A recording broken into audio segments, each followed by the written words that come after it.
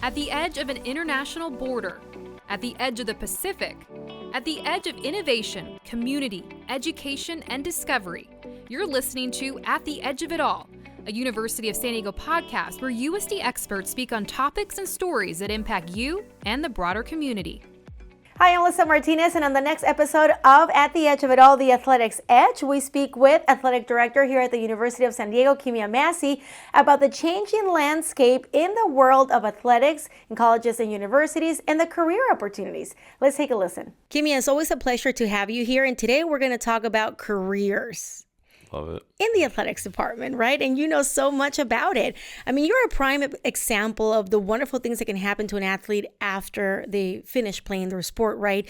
Take us through your journey a little bit past your graduation and your time in baseball. Yeah, no, I appreciate this topic because I do think it's really critical that we're recruiting quality people into college athletics at a time when it is turbulent.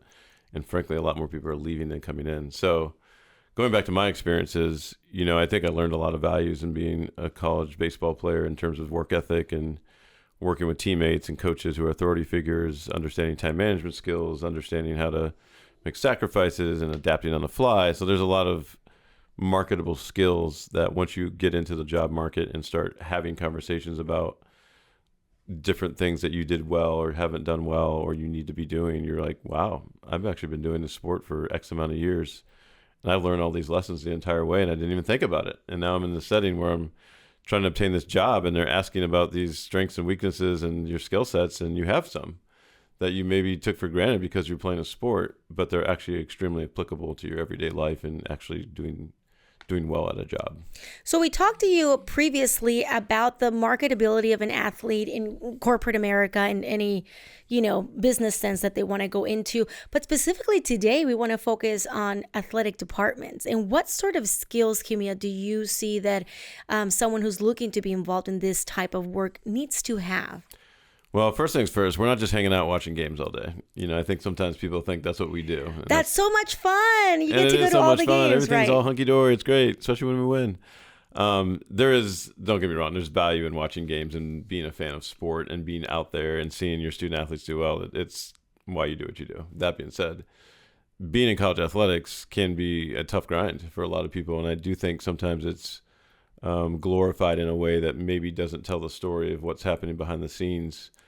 In this age and industry right now, we are seeing a lot of people leave because it's becoming more professionalized. And I think a lot of people have been in it for a long time and said, this isn't what I signed up for. Hopefully everyone feels good about the fact that you come to work every day for the student athletes. That's why you have your job. And there are elements of what you've done for the last 10, 15, 20, 30 years, however long you've been in it, that don't go away. They're still there. You're still doing really, really impactful things on a day-to-day basis. But I would say the skill set has changed, and I do think the level of adaptability and being nimble must be stronger than it used to be. I think I use the word grit. I think it might be a little cliche, but I do think it's important to be gritty and to be able to overcome failure and get back up and go again. There's a lot of things that aren't always successful. And use the baseball analogy, you go 3 for 10 and you hit 300, you're a really successful hitter, but you just failed 7 times out of 10. So I think you have to figure out what your niche is and to be able to understand what success is in your particular area. And when you don't have success, okay, let me figure this out, or how do I go about this at a different angle to impact our student athletes and our coaches every day. At a conference where you announced introduced, I should say, the new basketball coach here, women's basketball coach at USD, something struck me about that conversation during that event, and it was the fact that the new head basketball coach considers herself an educator first and then a coach, right? Can you tell us how important are the different perspectives that are brought into an athletics department to make it run and function successfully? Yes, I agree 100% with Blanche. I think she hit the nail on the head. We are educators first. We work in an institution of higher ed. We can't forget that. No matter how commercialized or professionalized college sports seems to be, we're still educating student athletes to get a degree first and foremost. That's not going away. It just looks different now with all the other things that are ancillary and surrounding it. As we think about staff and being in an athletic department, I go back to understanding that it is not all glitz and glamour, and there are going to be a lot of things that are really hard. The hours are challenging. There's a lot of nights, there's a lot of weekends, and some people don't want that. They want more of an 8 to 5. That's not who we are. It will never be. And I think also understanding the failure piece, but also working with staff members sometimes who can be a little bit demanding. Head coaches are there to win, and they're there to educate and also impact student athletes in a different way as well. But can be very demanding. They can have really high expectations and standards, and their livelihood depends not just on the athletes and what they do, but it depends on the staff that's around them. And I think sometimes push comes to shove. I think some staff get frustrated who might be working in maybe entry-level positions or maybe not getting paid as much because maybe a head coach is hard on them or the standard's really high. And you have to be able to overcome that, and you have to be able to manage sometimes with the coach or manage the administrator to ensure that you're part of their team, you're part of their vision, but you're doing the things behind the scenes to fit your job description, but also going above and beyond. And I think that's a really critical part of athletics to being successful. You have to go above and beyond your job description. I wonder, you've been around all kinds of places and you have vast experience. I wonder if you can share with us some of the wonderful examples that you have seen across the country where people are doing things great and the outcomes that come from doing great work in athletics. Yeah, I think there's a lot of great examples. I think of like Joe Castiglione, who's the AD at Oklahoma. I think one of the lasting legacies any athletic director can leave is the number of people who've worked for you that have gone on to be athletic directors or stayed in the industry and did impactful things. And that's an example of someone who's produced a ton of really good ADs below him or have gone on to different things. So I think that's always telling. I'm a little biased. I think when I was at Michigan State many years ago, I was working in academics. That's how I started. I thought our academic support unit was one of the best in the country. I think we did a great job meeting our students' needs, whether they're a high-level, high academic student to a student who might be a little bit more at risk. Students with disabilities as well, other students in the middle, just finding a way to meet their needs so they could succeed academically, which allows them to probably be more successful athletically. I've worked also some really great people at every institution I've worked at. I remember working at IU in Indiana and just really starting to understand the business side of athletics and how we managed a high-level blue-chip basketball program. It's a blue blood, and just seeing that dynamic and how whether it's the development staff, the business office staff, the marketing staff managed ridiculously high expectations was fascinating for me. And I think just understanding sort of how that pertains to what we do every day now was really valuable. But there's a lot of really good examples of people I've worked with both at my previous institutions, but also within different conferences that do really great things. And again, I'd say this a lot, probably sound like a broken record, but you got to keep the main thing. And as long as you're keeping the student athletes experience first and foremost, a lot of schools can do some really, really quality things, but you also need to make sure that you're sifting through the noise while you're focusing on the main things that you need to be worried about.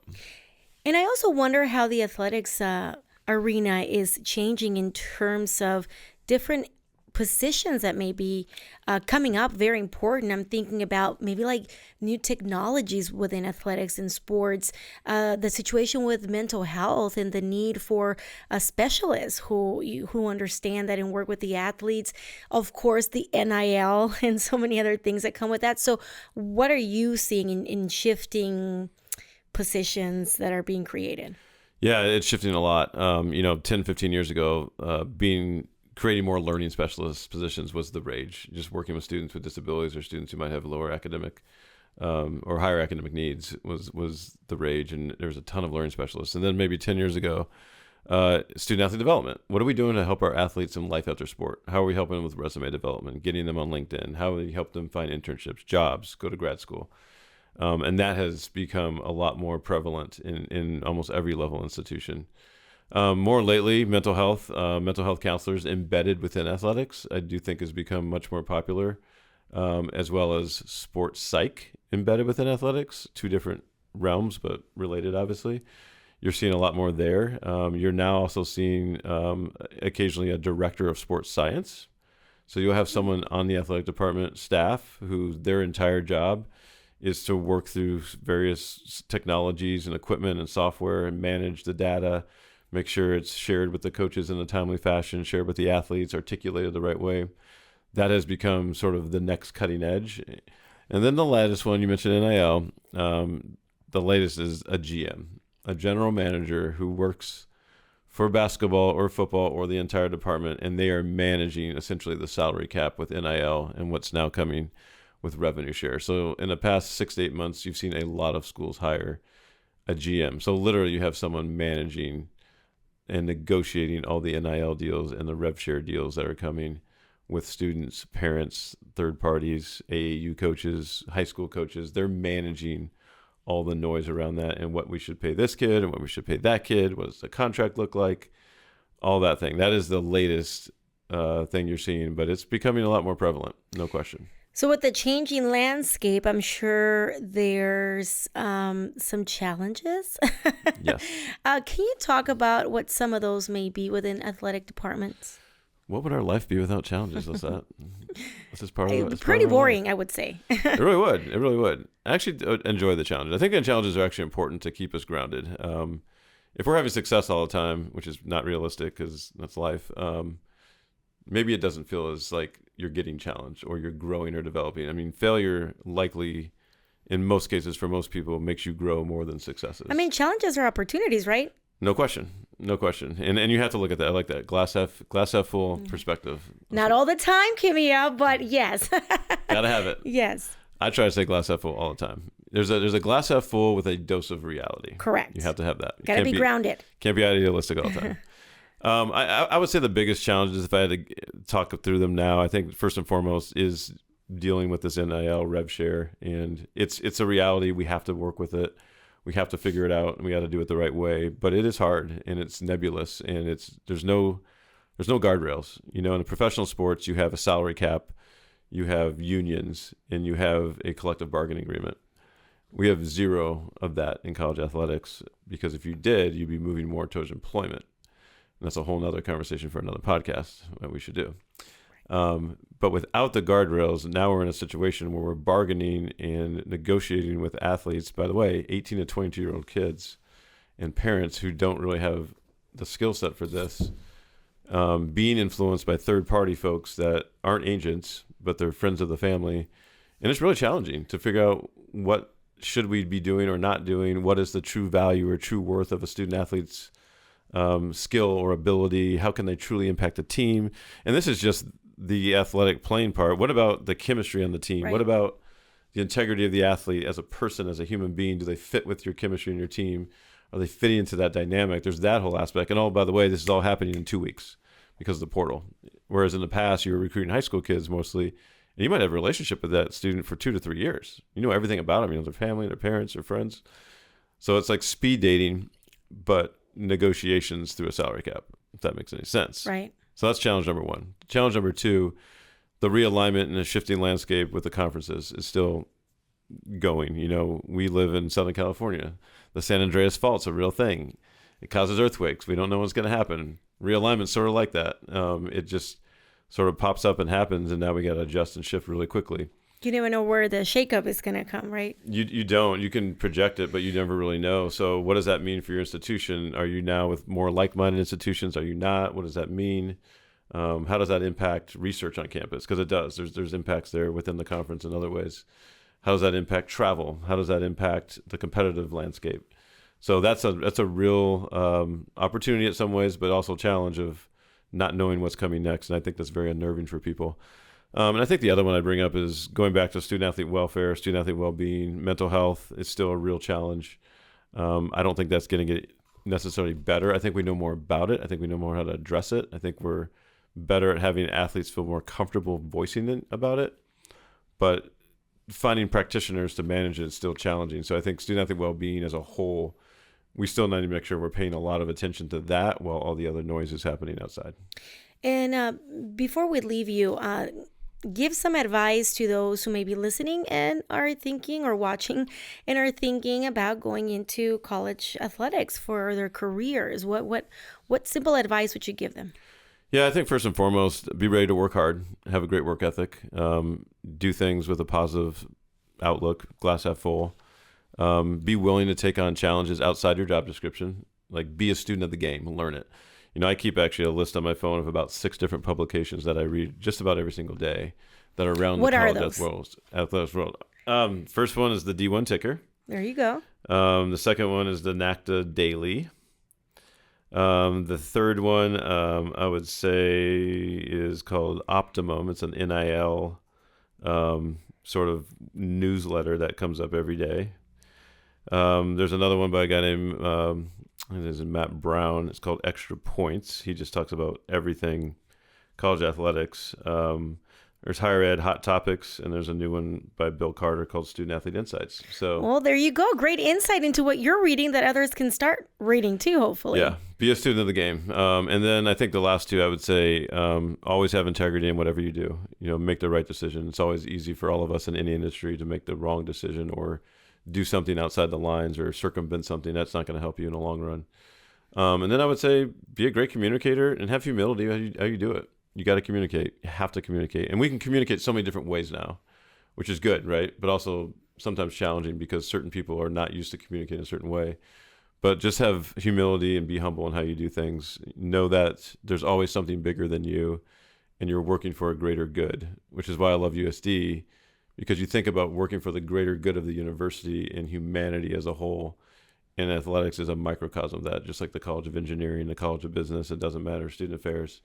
We're all working for the greater good of humanity. And I feel like in our little slice, our little slice of pie in athletics, we can do that on a daily basis because we're so close to the athletes and we can make a huge impact on their life. Perfect. Well, thank you so much for your wise advice. And if you like this episode, be sure to subscribe to catch the next one.